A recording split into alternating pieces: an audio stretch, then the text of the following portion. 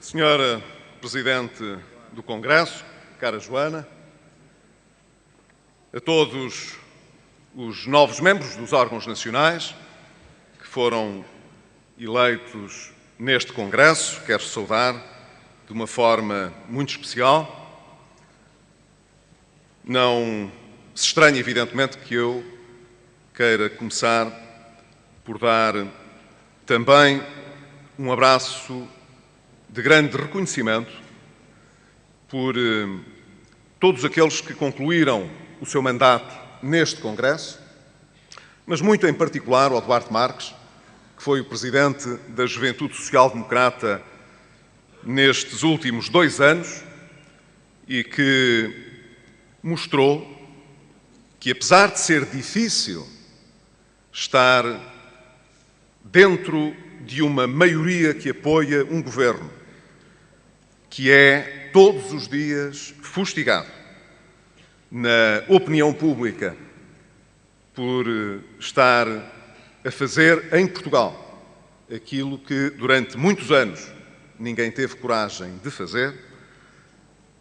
Eu sei que não é fácil, Duarte, mas quero aqui sublinhar em particular o facto de a JST ter permanecido durante todo este tempo como uma organização com capacidade crítica, que se preparou sempre para o debate e que levou sempre propostas tecnicamente bem elaboradas, bem estudadas, que em muitas ocasiões foram úteis e, portanto, aproveitadas pelo PSD. Duarte,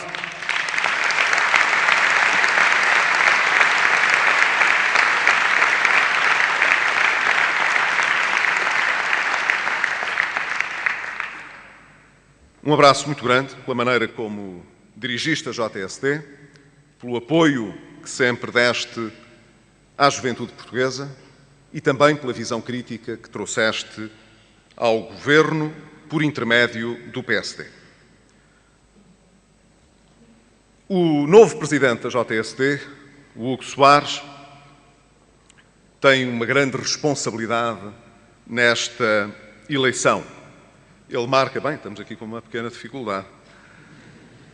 Ele recebe este marco da JST realmente num dos períodos mais críticos da vida do país. Bem-vindo, portanto, ao barco. Estamos os dois numa posição parecida. Nenhum de nós pode falhar, porque o nosso falhanço representaria um custo demasiado pesado para a juventude portuguesa e para todo o país, mas da nossa ação, muitos dos seus benefícios só os poderemos colher no médio e no longo prazo, o que significa que, virtualmente, não teremos nós, pessoalmente, a possibilidade de os colher de modo direto. Mas já que ele citou um grande estadista, convém ter sempre presente que aqueles que pensam no futuro das suas sociedades, como já tive a ocasião de referir noutras ocasiões, estão menos preocupados com as eleições e mais preocupados com o futuro.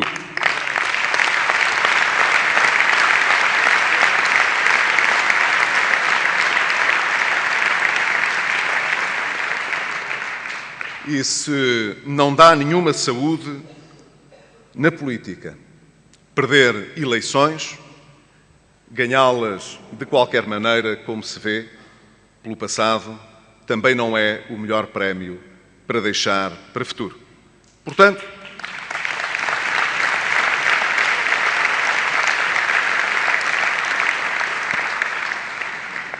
este foi o meu momento Obama.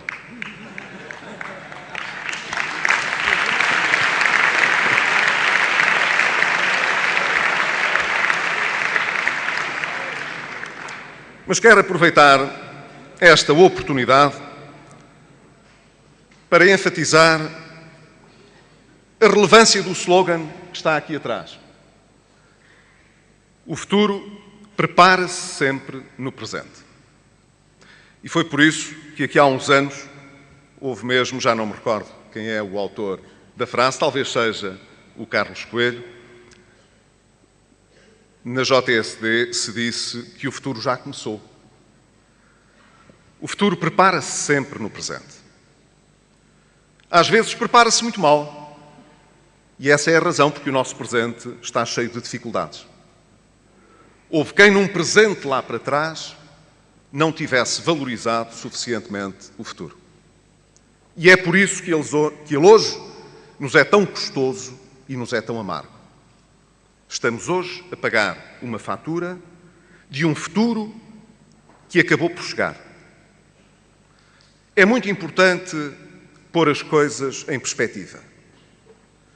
Não para estarmos a olhar para trás, mas justamente para termos tantas garantias quanto é possível reunir de que o futuro que estamos hoje a preparar é um futuro radicalmente diferente daquele que nos bateu à porta nos dias de hoje.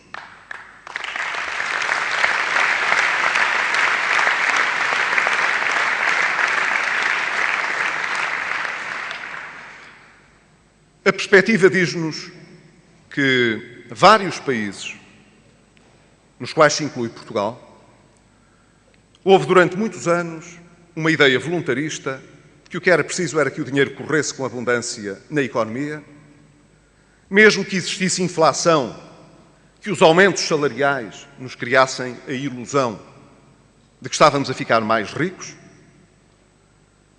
que o crédito, portanto, fosse abundante, que fosse possível contraí-lo com relativa facilidade e a baixo custo,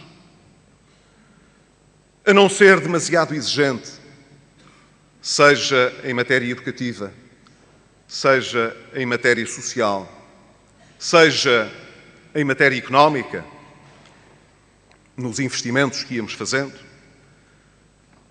Quem precisa de trazer aborrecimento, realismo ao dia-a-dia, se com facilidade nós conseguirmos o milagre das rosas, de que o dinheiro se multiplica, como antigamente as rosas, e se isso pode trazer a felicidade a toda a gente. Isto pode-vos parecer uma caricatura e uma forma, talvez pouco séria, de abordar o que se passou nos últimos anos. Mas olhem que não é. Não é, sobretudo, uma caricatura e ainda menos uma forma pouco séria. Foi exatamente assim que esta história aconteceu. E há alguns, infelizmente, não aprenderam nada com isso. E foi porque não aprenderam nada com isso que acham que a situação de hoje se resolve exatamente da mesma maneira que se geraram as situações que nos trouxeram aqui. Há países que estão muito aflitos, o Banco Central Europeu, que empresta o dinheiro. E que empresta aos governos como se empresta aos bancos. A um juro muito baixinho, nem que seja de 3 em 3 anos, para ir renovando a ideia de que as coisas correm bem. Porquê é que havemos de fazer sacrifícios se alguém imprimir dinheiro nos pode criar a ilusão de que tudo se comporta de acordo com as nossas melhores aspirações? Devem ser um bocadinho sádicos aqueles que gostam de ter as contas em ordem, aqueles que gostam de saber se os investimentos que estão a fazer realmente são rentáveis, se produzem emprego sustentado no futuro, se preservam suficientemente o nosso passado, que é como quem diz, se mantêm boas hipóteses das gerações que vêm depois de nós poderem beneficiar do nosso território, dos nossos recursos, dos nossos investimentos, de forma, pelo menos, tão livre quanto nós o fizemos. Em boa verdade, durante muitos anos, ninguém se preocupou com isto e hoje há quem não queira reconhecer que manter essa indisciplina, essa irresponsabilidade, corresponde a um caminho de acréscimo de impostos que sufocam a economia e as famílias e que comprometem a liberdade das gerações futuras. Porque aquilo que se passa hoje, reparem bem, é que Portugal consegue beneficiar das taxas de juros mais baixas dos últimos 12 anos e pagar os juros, ao mesmo tempo, mais caros que algum dia supusemos que tivéssemos de pagar. Parece contraditório, mas não é. A taxa de juros é muito baixa, mas como a dívida, o que devemos, é muito pesado, o valor dos juros a pagar, não é das taxas agora, é dos juros a pagar, é elevadíssimo. É por isso que não podemos fazer tanto investimento em educação, é por isso que não podemos fazer tanto investimento em saúde, é por isso que não podemos fazer tanto investimento em seguro social, é por isso que não podemos ajudar tanto e de forma a discriminar positivamente a natalidade, é por isso que não temos tantos recursos para investir no mar e por aí fora. É porque vamos pagar em 2013 8 mil milhões de euros de juros. Eu não estou a falar do dinheiro que devemos, só estou a falar dos juros. Eis a herança da indisciplina, da irresponsabilidade, da falta de rigor e da ideia de que há de haver sempre dinheiro para pagar os nossos erros. A verdade é que nós entramos num processo onde a batota é proibida. Acabou a batota. Outra ideia muito cara a muita gente que continua a achar que fazendo batota nós conseguimos resolver o problema. Esta é a terceira vez que Portugal precisa de pedir dinheiro ao estrangeiro para poder assumir as suas responsabilidades internas e externas. Das duas primeiras vezes, a receita habitual incluía uma pequena batota. Dado que nós tínhamos moeda própria, desvalorizávamos a moeda de modo a tornar os nossos produtos na exportação, em termos relativos, mais baratos e a tornar mais caros aqueles que importávamos. E desta maneira resolvíamos vários problemas. Tínhamos inflação, o que nos permitia cortar no poder de compra das famílias sem que elas dessem conta rapidamente. Da última vez, então, houve uma redução de quase 20% do poder de compra. 1/5 do rendimento das famílias portuguesas, entre 83 e 85, foi à vida. Só com esta forma simples de lidar com o problema. Não foi preciso cortar salários, nem suspender subsídios, nem nada disto. Desvalorizou-se a moeda. O resultado foi este. Quase 1/5 do rendimento das famílias foi à vida. Conseguimos, evidentemente, que as exportações, durante um certo tempo, crescessem.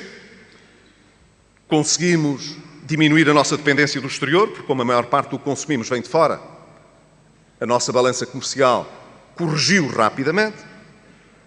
E o que se passou é que ficámos todos com a ilusão de que, com a ajuda do Fundo Monetário Internacional e com a ação disciplinadora do Governo, tínhamos resolvido o problema para sempre.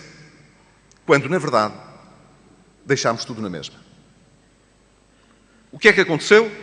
Como não nos tornámos mais competitivos de uma forma duradoura, à medida que os aumentos de salários permaneceram, que o Estado foi aumentando a sua despesa pública, que os maus investimentos tiveram lugar, a competitividade que foi ganha com aquela pequena batota voltou ao que era. E, portanto, continuamos a aumentar o nosso endividamento. Quando aderimos ao projeto do euro, que é um projeto importante que está no coração da construção política da Europa, nós, consciente ou inconscientemente, recusámos essas batotas. Já não temos moeda para desvalorizar. Já não podemos, portanto, usar o chamado instrumento cambial e monetário para resolver o verdadeiro problema do país, que é precisar de ser mais produtivo, mais competitivo, a acrescentar valor àquilo que faz, mais aberto à inovação, mais aberto ao mundo, a apostar em indústrias e em serviços que possam ser exportados, vendidos ou que possam concorrer com aqueles que são importados. Isso com o euro não é possível. Com o euro, nós temos mesmo de ser mais competitivos, mais abertos, mais inovadores, com mais qualidade na formação dos nossos recursos humanos. Precisamos mesmo de nos ajustar de uma forma mais rápida. Precisamos mesmo de não viver acima da riqueza que produzimos, em termos de padrão médio. Precisamos de ter uma disciplina no Estado muito maior. Este é o projeto do euro. E, portanto, Hugo, é um projeto também realizado a pensar nas futuras gerações e na responsabilidade intergeracional. Houve simplesmente quem não tivesse percebido. E hoje reclama do euro aquilo que gostariam de fazer, como já fizeram no passado com o escudo. Agora querem que o Banco Central faça o mesmo erro que fez o Banco de Portugal há muitos anos atrás. E querem que se imprima mais dinheiro e que se financie os déficits de todos os Estados com o Banco Central Europeu a pagar. E pondo a Europa toda no seu conjunto a perder competitividade, a fazer uma gigantesca batota para que a nossa economia possa parecer mais competitiva. Não é um acaso esta miopia. São os mesmos que nos acusam de termos um projeto ideológico para Portugal. Na maneira como abordamos a crise económica, aqueles que ficaram agarrados às ideias mais ferrugentas e às ideias mais ultrapassadas que conduziram Portugal a um beco sem saída, que tiraram futuro à juventude portuguesa e que encolheram hoje a qualidade de vida daqueles que vivem com dificuldades o presente.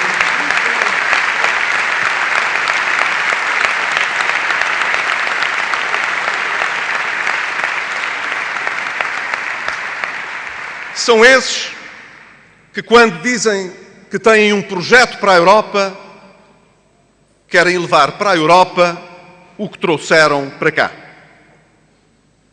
Facilitismo, despesismo e irresponsabilidade.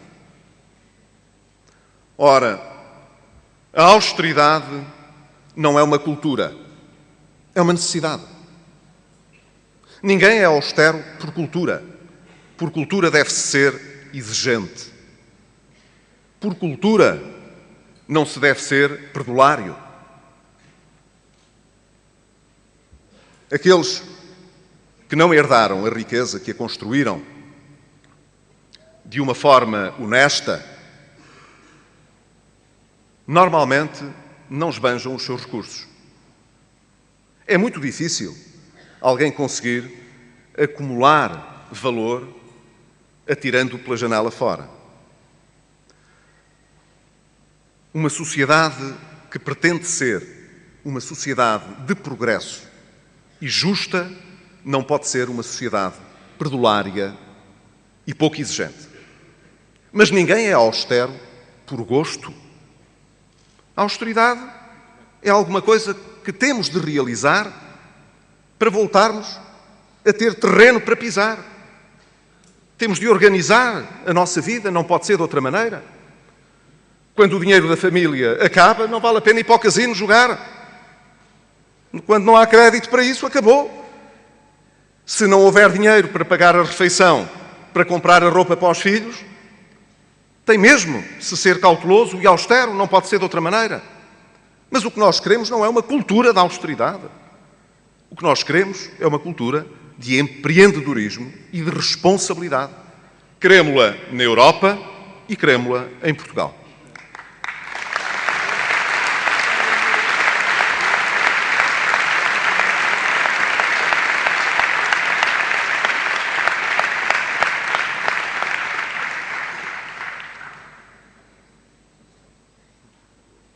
A União Europeia recebeu este ano, como sabem, o Prémio Nobel da Paz. É um facto sobre o qual vale a pena, nesta sequência, dizer duas coisas. Em primeiro lugar, a Europa conseguiu, desde a Segunda Guerra Mundial, preservar a paz na medida em que desenvolveu instituições, sobretudo de natureza económica, mas também política, que nos tornaram a todos mais cúmplices, mais próximos e, nessa medida, gente mais conscienciosa de que não é no terreno da batalha que nós garantimos um melhor futuro. É certo que a Europa andou centenas de anos, para não dizer milhares de anos, em guerra. E que as guerras que produziram vítimas em número nunca pensado foram as últimas grandes guerras do século passado. Houve sociedades que ficaram dizimadas com a guerra, em todos os sentidos, que se tiveram de reerguer a custos imensos. É natural que estas sociedades estivessem cansadas de guerra. Mas como a história se repete, era importante que criássemos entre nós instituições que nos aproximassem, que fizessem desenvolver entre nós não os velhos nacionalismos, fossem eles de que natureza fosse, mesmo os monetários, mas que nos trouxesse um maior cimento, uma maior identidade entre todos. Quem conhece um pouco de mundo e já saiu da Europa, percebe que culturalmente, quando estamos fora do continente europeu, não temos nenhuma dúvida da nossa pertença europeia. Mas quando estamos dentro da Europa, achamos que ainda há imensas diferenças entre o norte e o sul, o oeste e o oeste, o centro. Imensas diferenças. São diferenças que são mais valorizadas para quem vê a Europa de dentro do que quem vê a Europa do exterior.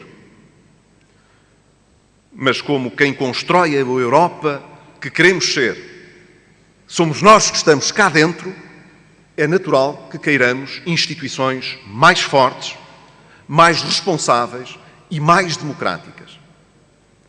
Esse projeto é, portanto, um projeto merecedor de um Nobel da Paz. Porque este projeto é, no essencial, um projeto de paz e de progresso também.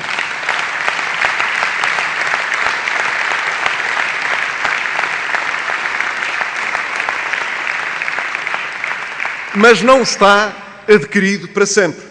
E por isso esteve muito bem o Presidente da Comissão Europeia quando disse que é uma grande responsabilidade receber um prémio desses, faz-nos lembrar que se até hoje fomos bem-sucedidos, isso não significa, como no paradoxo de Hume, que sejamos sempre para todo o sempre.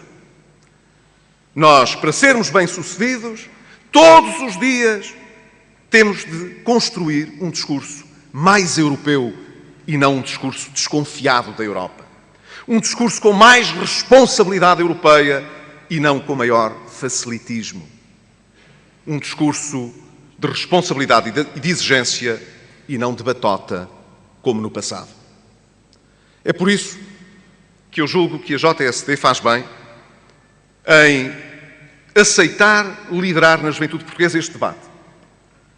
Nós hoje temos uma juventude que tem mais consciência da Europa do que aquela de que eu fiz parte. Lembro-me quando integramos as comunidades europeias e, em especial, a Comunidade Económica Europeia, de que isso constituía uma promessa fantástica de aprofundamento político e de democratização e de certeza de democratização enraizada do nosso país, mas também de um apoio solidário para o nosso desenvolvimento. E se não nos desenvolvemos mais e de forma mais duradoura, não foi porque tivesse faltado o apoio, foi porque faltou o engenho da nossa parte. E não devemos culpar os outros pelas nossas asneiras. Nem a Comissão Europeia, nem os outros países europeus. Eles foram muito solidários com Portugal, ainda agora e durante muitos anos. Mas não foram eles que colocaram Portugal na situação em que nós estamos hoje.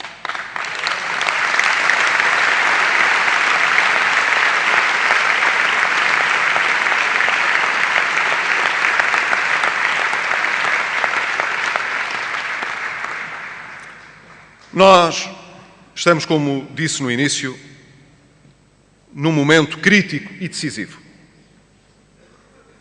Todos sabem que o nosso Programa de Assistência Económica e Financeira, que compreende também um processo de ajustamento económico muito intenso, vigorará até junho de 2014. Estamos a um pouco mais de metade desse período. É importante que os jovens portugueses, mas todos os portugueses, tenham uma noção tão positiva quanto realista do momento que estamos a viver. Porque ele é realmente decisivo. Nós estamos a chegar àquela posição em que podemos ter tudo ou deitar tudo a perder. Estando a meio do programa, nós temos praticamente recebidas mais de 80% das comparticipações financeiras que esse programa de assistência económica e financeira pressupunha. O que significa, portanto, que daqui para a frente estamos cada vez mais entregues a nós próprios do ponto de vista do acesso a financiamento, sem o qual, evidentemente, não vá alguém pensar que eu estou só preocupado com as finanças e não me preocupo com as pessoas, como se o anterior governo só estivesse preocupado com as finanças quando pediu o dinheiro emprestado.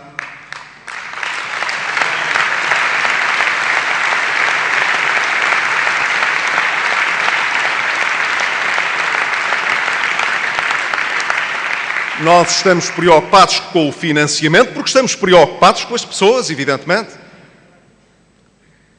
Ora, no próximo ano, nós estaremos cada vez mais entregues a nós próprios do ponto de vista do financiamento. Dirão alguns, bem, mas isso é um desafio muito grande. Podemos viver, sobreviver, aguentar tudo isto, sem mais ajuda? Ora, é aqui que nós temos de traçar uma fronteira clara. Isso é o que eu quero. É que não precisemos de prolongar esta ajuda para poder viver daqui para a frente. Este é o meu objetivo. E julgo que deveria ser o objetivo de todos os portugueses. Concluir este programa, não precisar de um segundo programa, nem de um segundo resgate, poder, nessa medida, regressar com normalidade ao financiamento nos mercados internacionais, não para dizer que já fizemos tudo o que precisávamos, porque há reformas estruturais que ainda se vão prolongar, há ajustamentos da economia que ainda vão durar mais tempo, mas já irão durar sem a Troika, sem o programa de ajustamento, sem financiamento oficial. Isto é, em condições de normalidade para Portugal. Estamos a formular um desejo sem sentido? Não. Isto está muito próximo de poder acontecer. Deixem-me dizer porquê. Em primeiro lugar, porque do exterior se percebe que no essencial as nossas metas se têm cumprido. As aves agoirentas que vêm dizendo que estamos a entrar e outros que já entramos numa espiral de recessão, quero dizer que não é assim. Nós devemos ter tido entre 2011 e 2012 uma contração da nossa economia de cerca de 4,6%, talvez um pouco menos. O que estava inicialmente previsto era 4%. Portanto, não temos muito mais recessão do que aquilo que foi estimado. A procura interna caiu mais, o consumo caiu mais. O desemprego, infelizmente, foi maior. Mas, em compensação, houve outros aspectos que correram melhor do que estava previsto. E isso ajudou a equilibrar as coisas. Portanto, nós não temos uma recessão superior, muito superior àquilo que estava programado. Em segundo lugar, porque existe já um reconhecimento externo muito importante dos bons resultados que temos vindo a alcançar. E isso está muito bem representado na trajetória das nossas taxas de juros. Dirão alguns: o que é que este homem está agora aqui a perder tempo a falar de taxas de juros? Então ele não ouve que tem de ser mais humanista, que tem de tornar a sua conversa mais sofredora para que as pessoas acreditem que ele está preocupado com o povo. É porque eu estou preocupado com o país, justamente, que vos quero dizer que os sacrifícios que temos sido sujeitos, os sacrifícios que temos feito, estão a valer a pena. E isso deve ser importante para as pessoas perceberem que isto não é em vão.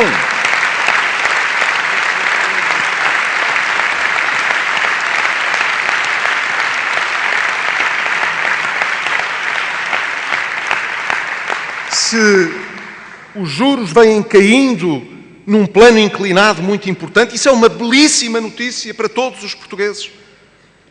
Significa não apenas que as famílias continuarão a pagar dos empréstimos de habitação juros realmente muito favoráveis, mas agora também que pelo menos, empresas portuguesas e os bancos portugueses e o Estado português se podem financiar a custos mais baixos, muito mais baixos. Se não fosse assim, nós tínhamos de pedir ajuda outra vez.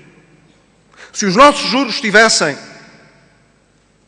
exatamente como estavam no princípio deste ano, ou como se mantiveram desde que pedimos ajuda ao longo do ano de 2011, nós tínhamos de pedir outra vez auxílio. Nesta altura, nós já tínhamos sido obrigados, em termos de troika, a dizer que precisamos de outro programa. Sabem porquê? Porque o Fundo Monetário Internacional exige que nós, com um ano de antecedência, mostremos não só que a nossa dívida é sustentável, como temos no Tesouro Português meios para fazer face às amortizações dos empréstimos que fecham um ano depois.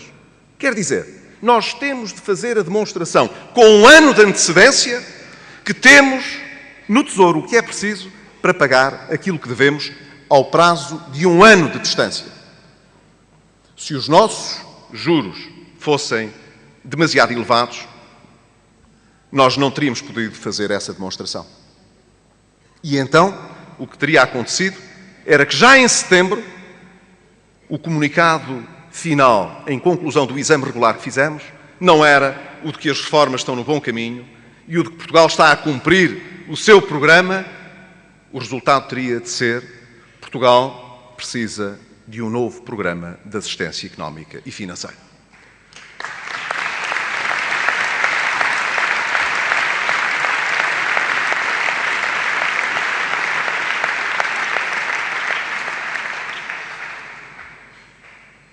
Tenho procurado dizer sempre a verdade às pessoas, que é como quem diz, não omitir matéria que é relevante. E por isso tenho reiterado que isto não se deve só ao governo português. Nós também beneficiamos da política europeia nesta matéria, da política que tem sido seguida pelo Banco Central Europeu, do facto de termos conseguido libertar um novo programa de ajuda à Grécia, que estabilizou, em termos financeiros, os mercados. Com certeza que sim. Isso é uma nota positiva para o projeto europeu e todos aqueles que vêm dizendo que o Conselho Europeu arrasta as decisões e não consegue fazer avançar a Europa. Ora, aqui está uma boa oportunidade para dizermos que nós já temos beneficiado das boas decisões no plano europeu. Mas seria preciso muita má-fé para dizer que a trajetória dos juros se deve apenas ao Banco Central Europeu ou à Europa. Isso também se deve à credibilidade conquistada pelo nosso país, pelos portugueses e não só pelo Governo.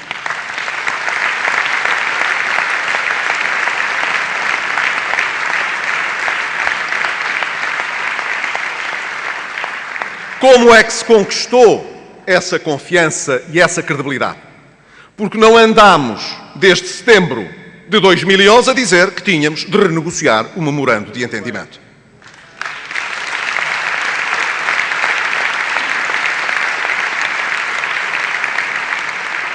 Pelo contrário, estivemos a executá-lo e isso criou confiança nos nossos parceiros e nos mercados. Eles sabem, nem tudo corre como planeado, melhor fora. Mas, no essencial, a direção é a correta. E foi por isso, portanto, que várias grandes empresas portuguesas já conseguiram ir aos mercados externos financiar obrigações dessas empresas ao longo do ano de 2012. Houve 2 bancos portugueses que já fizeram emissões obrigacionistas nos mercados exteriores. O que é que isso significa? Significa que mais pequenas e médias empresas terão acesso a crédito nos bancos, porque as grandes empresas progressivamente estão a conseguir financiar-se no exterior. Significa, portanto, que estamos mais próximos de conseguir ter um nível adequado de financiamento para a economia real, para as empresas e para as famílias. E também para o Tesouro português. A isto chama-se conseguir entregar um bom processo de ajustamento e de consolidação, como é aquele que nós estamos a fazer. Fizemos mais, conseguimos corrigir de forma muito expressiva tudo o que está relacionado com a nossa conta corrente externa.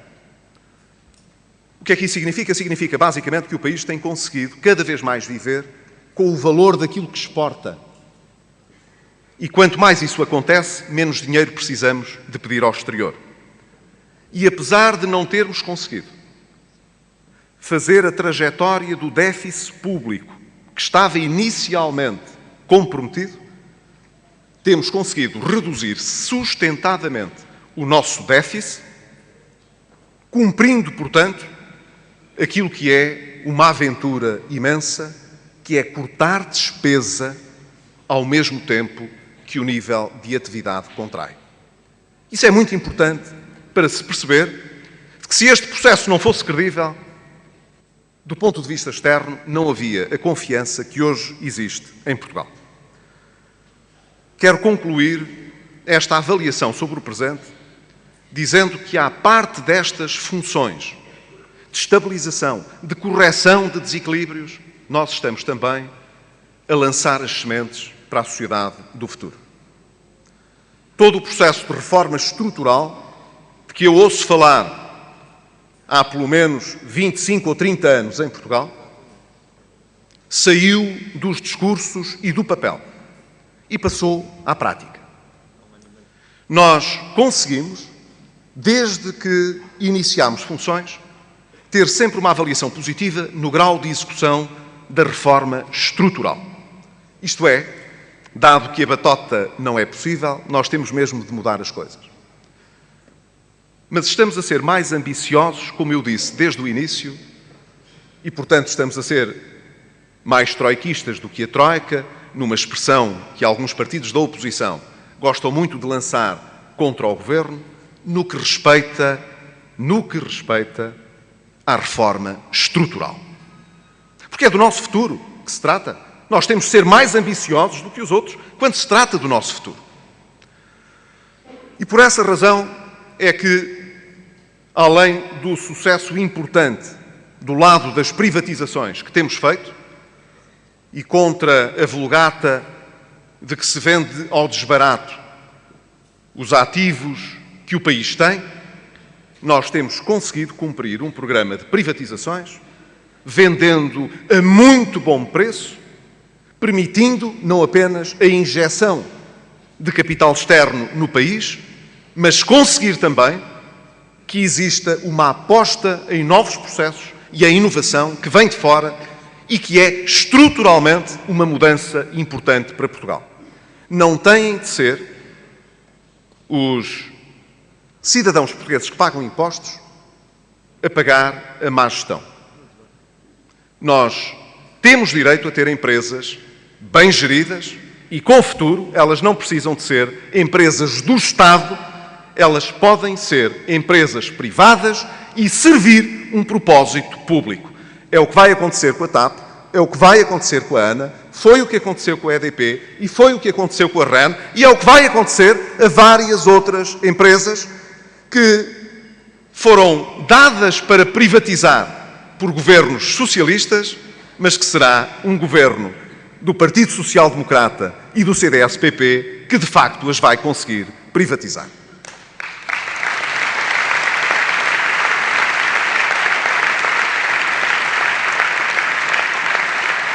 E agora queremos fazer uma reforma do Estado durável. A JSD tem aqui uma intervenção decisiva também, junto dos jovens portugueses. Trata-se realmente de dar sustentabilidade à nossa despesa pública, que é, como quem diz também, aos impostos que nós pagamos, porque só é possível ter despesa financiada pelos impostos. E precisamos de fazê-lo de maneira a que, no futuro, aqueles que hoje descontam para as suas pensões futuras as possam vir a receber. Já que alguns, não são muitos, mas alguns dos que hoje recebem pensões não descontaram na proporção das pensões que hoje recebem e que são pagas hoje por aqueles que trabalham e que fazem os seus descontos e que vão receber pensões bem menores do que aqueles para quem hoje estão a pagar. Essa responsabilidade intergeracional é indispensável nesta reforma do Estado. O que é que está em causa? Gastar menos e gastar melhor. Quero sobre isso assegurar-vos que o objetivo da reforma do Estado não se esgota em arranjar perto de 4 mil milhões de euros de poupanças permanentes para o futuro. Está muito para além disso. O que nós não podemos é estar sempre a falar da reforma do Estado e não a fazer, e estar sempre a dizer que não queremos impostos tão pesados e não fazer nada para aliviar a despesa pública.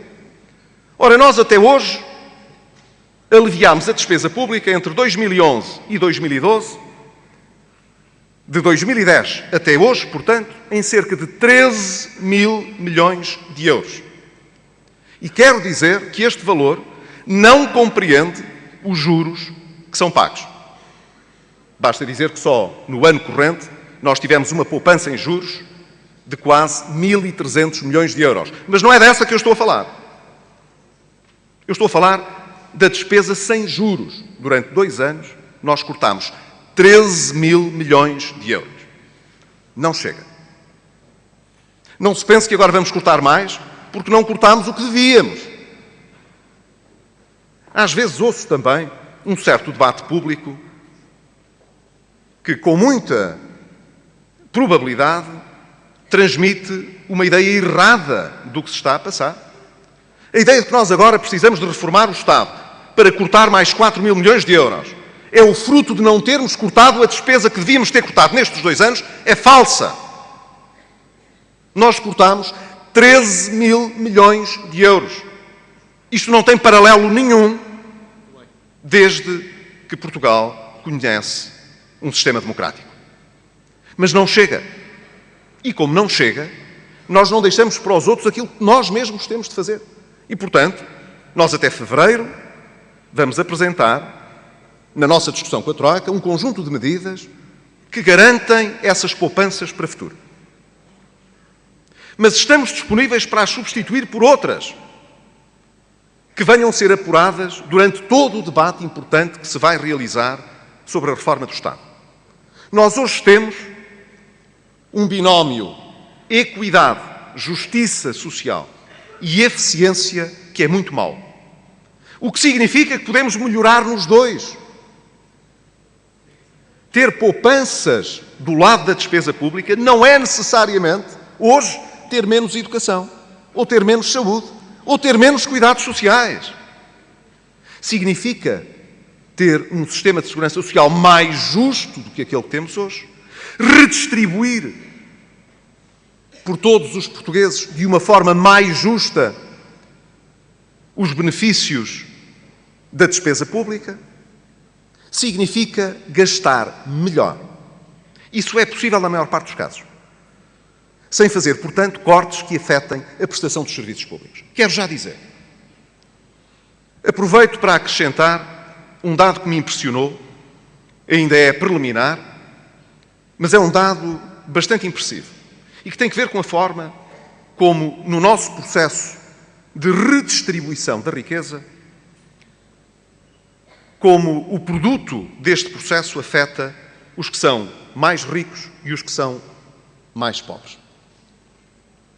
Em Portugal, os 20% mais ricos recebem de volta, depois desta redistribuição que o Estado faz, cerca de 33% do que é redistribuído. E os 20% mais pobres, 13%. Haverá alguém que considere isto justiça social? Então nós fazemos a redistribuição para poder corrigir as desigualdades de partida e damos mais a quem tem mais e menos a quem tem menos. Que redistribuição é esta?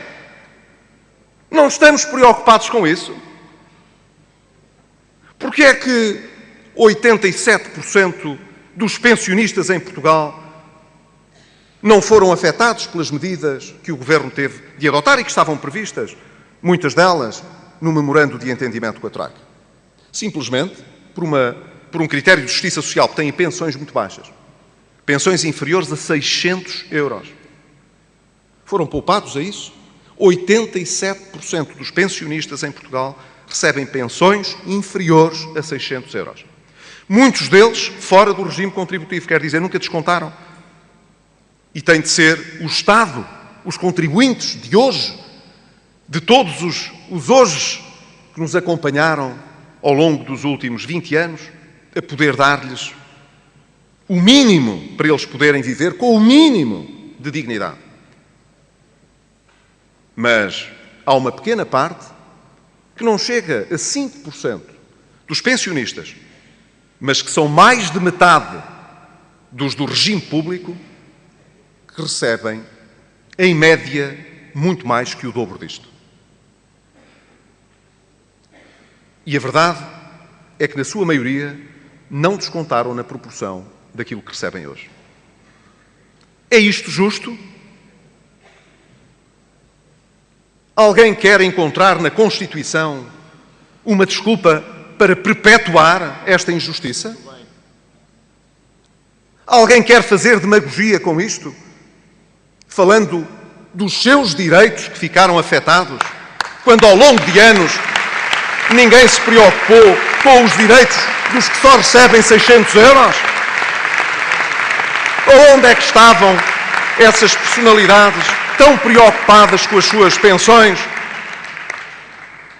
quando o sistema mostrou esta iniquidade e esta desigualdade que fere a sensibilidade social? Ora bem, nós temos de corrigir estas situações. Elas não se podem perpetuar. Nós precisamos de um Estado mais justo, que redistribua melhor, não a pobreza, mas a riqueza que formos capazes de criar. Mas para isso, nós temos de manter a nossa linha. Realmente, é uma linha muito ténue a que nos separa de estarmos os próximos 20 ou 30 anos. A mal dizer, termos deitado tudo pela janela fora ou termos conseguido fincar os nossos pés, não é ser teimosos, é ser persistentes e lutarmos mesmo por aquilo que é importante para salvar o nosso país e para oferecer não apenas um futuro mais digno àqueles que hoje vivem com grandes dificuldades, ou porque estão desempregados, ou porque têm pensões muito baixas, mas também de oferecer aos jovens portugueses uma oportunidade diferente daquela que teriam se ficássemos à espera que a desgraça nos voltasse a bater à porta.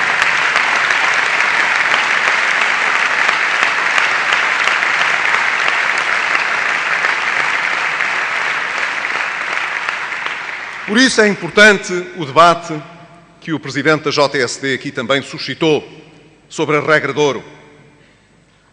Foi no verão deste ano que, justamente numa visita à Colômbia, ouvi o Presidente colombiano que, no início da primeira década do novo século, era Ministro das Finanças, quando a Colômbia teve um problema de desequilíbrio externo muito grave, em algumas dimensões parecido com o nosso, afirmou num seminário empresarial: defendemos que na Constituição constasse um novo direito, que não é menos importante do que o direito à educação, à saúde ou à segurança social. É o direito a não ter dívida. É um direito dos cidadãos de hoje e um direito dos cidadãos do futuro poderem ter políticas públicas que não gerem dívida, porque se o fizerem, os direitos sociais ficam em causa. Não é possível satisfazer o Estado Social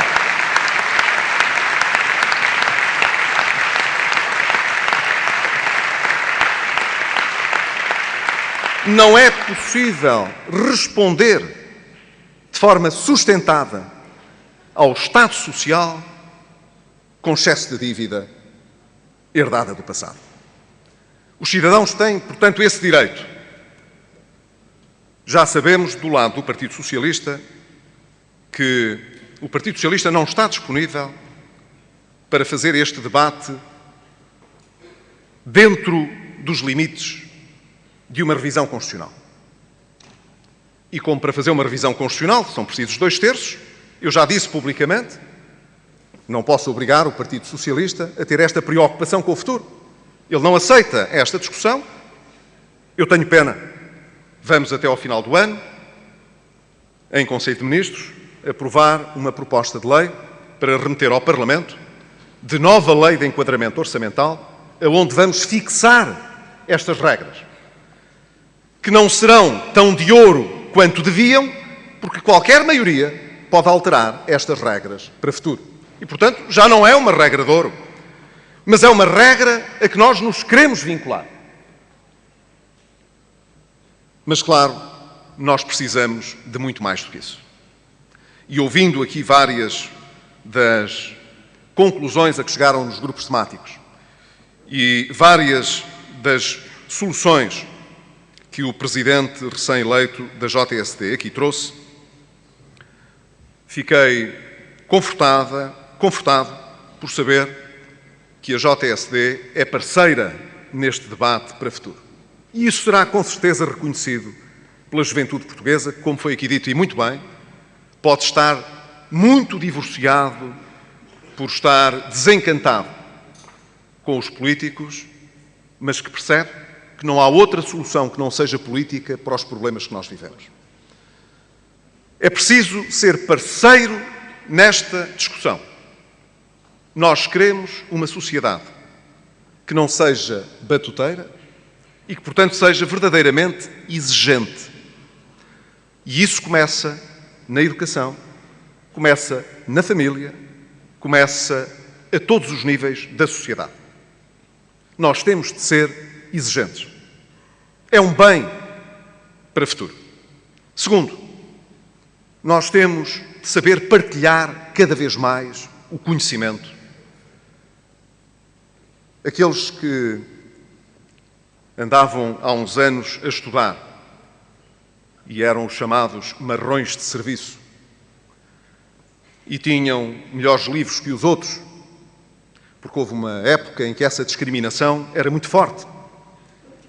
Hoje em dia, felizmente, já não é tanto assim. Ainda há injustiças no acesso à educação, mas não é tanto assim. Em particular porque também há internet, por onde anda muito lixo, mas por onde também é possível reunir muita informação e rapidamente. Num mundo que funciona desta maneira, com uma rede tão alargada, os egoístas, os que guardam tudo para si, os que querem manter privilégios no acesso ao poder, seja ao poder o Governo, a Direção-Geral, a Direção Regional, o Conselho de Administração, o Sr. Diretor do Departamento, aqueles que gostam de puxar o lustro, de ser submissos, de mostrar serviço, de não partilhar a informação. Não vá alguém com ela apresentar melhores resultados? Esses não estão a exibir as melhores qualidades que hoje precisamos de cultivar para vencer e para sermos mais prósperos. Nós queremos partilhar a informação. Nós queremos ter uma sociedade com menos privilégios e, por isso, mais competitiva, mais aberta, menos chauvinista, onde o bullying político esteja condenado, onde o bullying social esteja condenado, não seja aceitável como prática, onde possamos incentivar o espírito crítico, a discordância construtiva, onde as inovações possam ser melhor premiadas pelo sistema financeiro, onde não se tenha de arranjar sempre alguém importante que apadrinhe uma ideia no sentido em que tenha de ficar com uma parte dos louros do que não lhe pertence para que o projeto possa ser bem-sucedido. Aonde, portanto, alguém que não tem grandes garantias, fortuna de família, mas tem um bom projeto, é empreendedor, consegue chegar à banca e poder ter apoio para a sua boa ideia, e que por cada 100 boas ideias que sejam apresentadas, 10, 15, 20 sejam bem-sucedidas e as outras 90, 80 ou 75 que não medram, que não são de sucesso, nos ajudem a fazer melhores ideias de sucesso no futuro. Em que o erro esteja incorporado no sucesso e não seja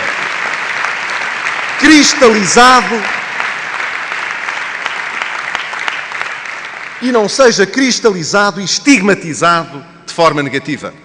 Em que possamos aprender com os erros.